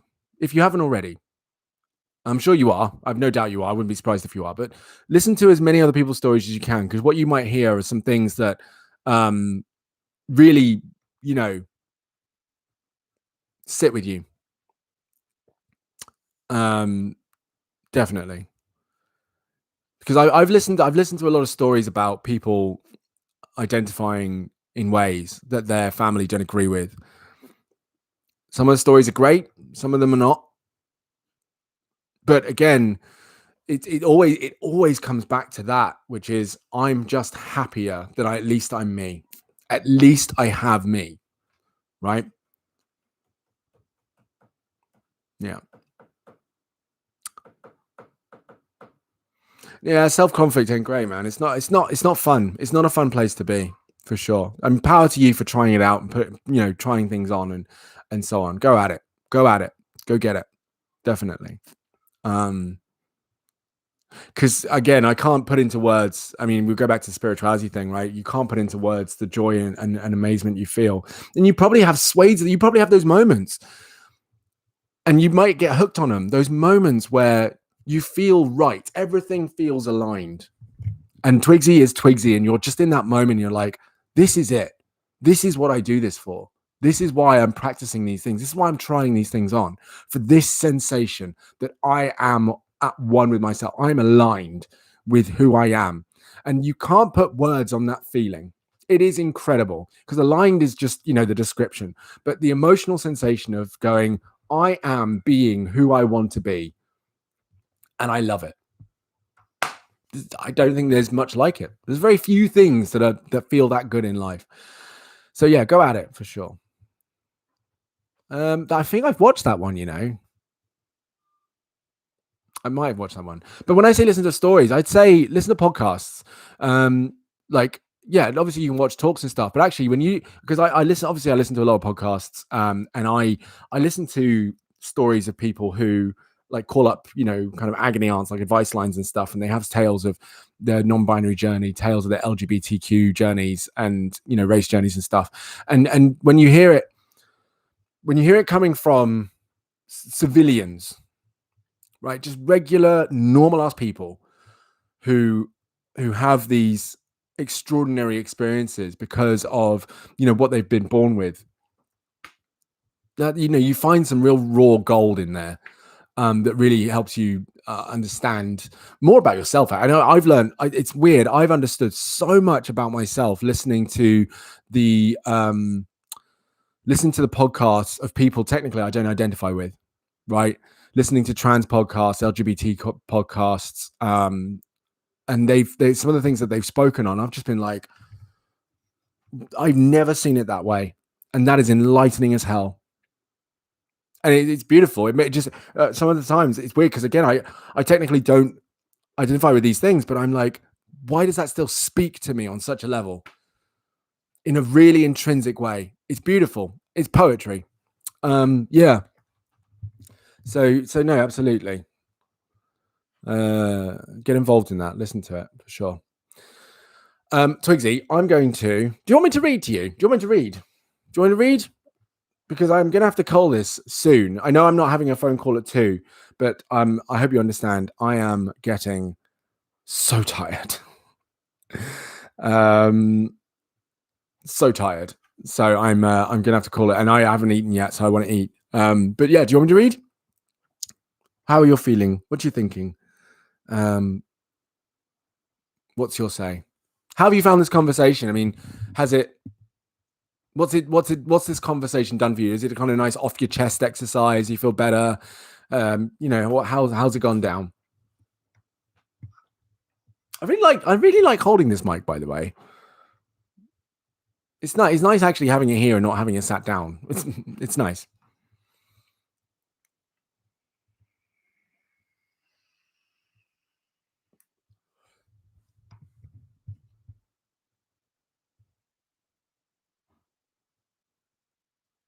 I've asked you so many questions in the last 2 minutes. I've realized you're just like, which one should I answer? I don't know what to say.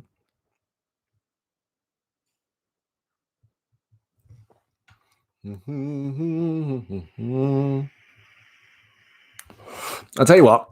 Here's what I'm going to do. I'm going to read. Okay.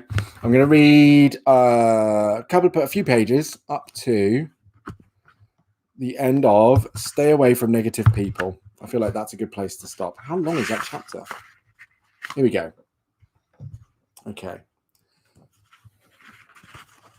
Okay, good. That's good to hear. Good to hear. You know, I'm always good to chat, right? Always good to chat. Okay, so I'm going to read a few of these and then we'll call it a day. I'm going to go get munch. So this chapter is called Quit Complaining. People who know you well don't want to hear it. People who don't know you well don't want to hear it and really don't care. Positive people are the most attractive, the easiest to be around. Being positive is not necessarily about having a big smile on your face 24/7. I certainly don't. It's about not being negative to start with. Complaining plays such a big role in coming across as negative, doesn't it? If we complain from time to time, it's not a big deal. But if we do it all the time, it means that it's a habit and a very bad one. It makes biting your nails look innocent in comparison. Hey, I feel attacked personally. I'll bite my nails. The good news about habits is that we can change them. And it's been said it can take as little as 21 days to do so. If you make a commitment to yourself not to complain at all for 3 weeks, the chances are that after this period, complaining will not feel right for you anymore. It will feel unnatural. Next one. Stay fit. It's healthy. We all know that. But I'm not a doctor, so I won't be elaborating on this aspect of staying fit. What I'm interested in is how being fit and engaging in the activities that allow us to stay fit affect our mental state, bringing us more happiness as well as energy and motivation to do things. You're not going to wake up in the morning and think, I can conquer the world if you feel lousy. Our physiology has a huge impact on our state of mind and therefore any physical activity will improve our brain power and happiness levels. Our body releases all the good stuff, endorphins, serotonin, dopamine, when we exercise, as well as for sometimes afterwards. There are so many ways of staying fit. You should choose one or more that you enjoy because that's what you're most likely to stay committed to. There's a bit of ASMR with the page turning in there. I like heavy lifting, for example. You know the annoying guy in every gym making lots of noise? Well, I am that guy. But then you couldn't pay me enough to make me go for a run or do some other form of cardio. I just don't like it. It's not me. I take a lift to one floor. I take a lift to go one floor up. That's how much I dislike cardio. Before I reach this clear conclusion on what does and what doesn't do it for me, I try just about everything. Try things. Don't worry about what your partner or friends like to do. Find out what you like to do and do it. Oh, and going round a golf course in a buggy doesn't count as physical activity. Sorry. Sex does, though. That's like weightlifting, cardio work, and playing chess all at the same time. Have money. I like what Zig Ziglar said. Money isn't the most important thing in life, but it's reasonably close to oxygen on the gotta have it scale. The way I look at money is I want to have it so I don't need to think about getting it, and I can fully focus on things that are most important to me. As long as you don't fool yourself that money alone will make you happy, you're good. When I was very young, I thought that money alone does bring happiness. A typical way of thinking when you grow up in a family with little money and constantly worry about it, I guess. Throughout my adult life, I've had periods with a lot of money and then periods with no money at all. Looking back, I can't see my happiness levels being much affected by these different states. People who win millions in the lottery after an initial rise in happiness go back to the level they were at prior to winning after about a year. They're likely to end up feeling less happy because of all the new stress that comes with managing their money, investments, and so on. I don't know about you, but I still wouldn't mind experiencing their pain. Being poor in Western society just doesn't cut it. There's too much wealth around, constantly reminding us what we don't have if we're poor. Earn as much money as possible as fast as possible. Then go and share as much as you can with others to really appreciate its value. Learn to be ambitious and content. Oh, God. There are lots of ambitious people out there, and quite a few content ones as well. What's rare is to meet someone who is both ambitious and content. Wouldn't that be an ideal scenario? To have ambition pushing us to always reach for more, but at the same time, knowing how to appreciate who we are and what we already have. I love the way Jim Rohn put it. Be happy with what you have in the pursuit of what you want. Nice. Get rid of TV. TV is one of the most costly things you can ever buy. It's not because of the price of the actual unit. It's because of all the money you could earn during the time you spend watching it. That's true, actually. Right now, I'm watching a lot of TV. Certain TV programs are great, and you most definitely don't need to miss your favorite ones. I don't miss mine. The thing is, you can watch them online at any time set by you instead of watching them through the TV schedule, and then inevitably watching things you don't care about that much because they're just there. I sold my TV a few years ago, and considering I only got £20 for it, the word sold looks like a serious overstatement. It was a 2005 Sony weighing 45 kilos. Nobody wanted it. I wondered why. And my concern was how on earth were we going to get this heavyweight piece of technology down the stairs? What were the chances of an ex-bodybuilder coming to buy it? I remember mentally high-fiving the universe after seeing the size of that guy when I opened the door for him. If you're big on movies like I am, you don't like to watch them on your laptop like I do. You could keep your TV just to watch them on a decent-sized screen. Stay away from negative people. I really leaned into that one, didn't I? It was a real good point. Stay away from them. Don't let them be in your space. There are three kinds of people: losers, winners, and winners who need some coaching. The fact that you're reading this tells me that you're one of the two latter kinds. We're the average of 5 people we spend the most time with. In terms of our happiness levels, fitness level, the size of a bank account, almost anything, we are likely to average those are the 5 people we spend the most time with. Excuse me, I did not burp into the microphone. You didn't hear that, did you, Trixie? Please don't tell me you heard that. Good Lord. But if you're spending most of your time with losers, they will bring you down because that's what they do. I like to think unconsciously. They bring the rest of us down. If they don't believe they can do something themselves, they will try to tell you that you can't do it either. Other people have an enormous influence on us, whether we're aware of it or not. A great supportive network of friends can make a massive difference in our lives. If your friends are not particularly supportive, find new ones. It's amazing how easy it is to make new friends, unless you think it's difficult, that is. Then, in fact, it will be. Sometimes you need to let go of old, not so suitable anymore friends to make room for new ones. You don't need to eliminate them from your life completely because your values in life are different now. Just limit the time you spend together. The moment you realize you get back nowhere near as much as you give to your friendship, support, value, attention, love, it's time to think whether it's the right friendship for you. Every single minute spent with someone who is not contributing positively to our lives is potentially a minute not spent with someone who could. Now, I understand why this might sound difficult, especially if the negative people around you are family members. But for 7 days, observe how you feel when you limit your time spent with them to 1 day a week. How you feel on the other 6 days. You may have to make family members an exception in what I'm talking about here. We don't choose them, but still we can spend less time with those who we recognize as a bad influence on us. I like what Wayne Dyer said. Friends are God's way of apologizing for your family.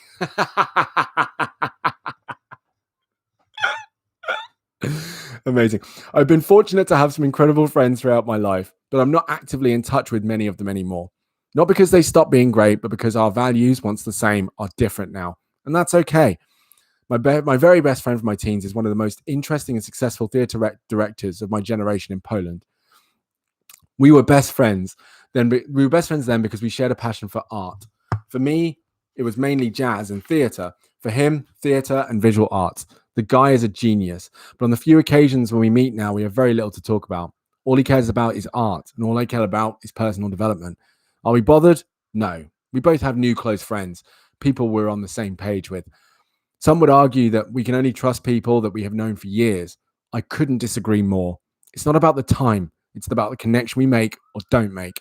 There are some people I've spent literally a few hours with who I feel I could rely on more than others I've known for years. That's so accurate.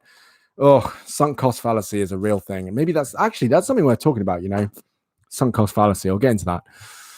But that is it. There's more of the book. Oh, 2 hours. Here we go. 5, 4, 3, 2, 1. Boom. 2 hours. Done. Go team. Dab it out. Dab on the haters. I'm going to do some elbow coughs because that's actually what they're called. Also, I didn't just do an elbow cough. I just coughed into the mic directly. I really should be careful about that. In they go. Dabbing it out. Twigsy, this has been a wonderful conversation.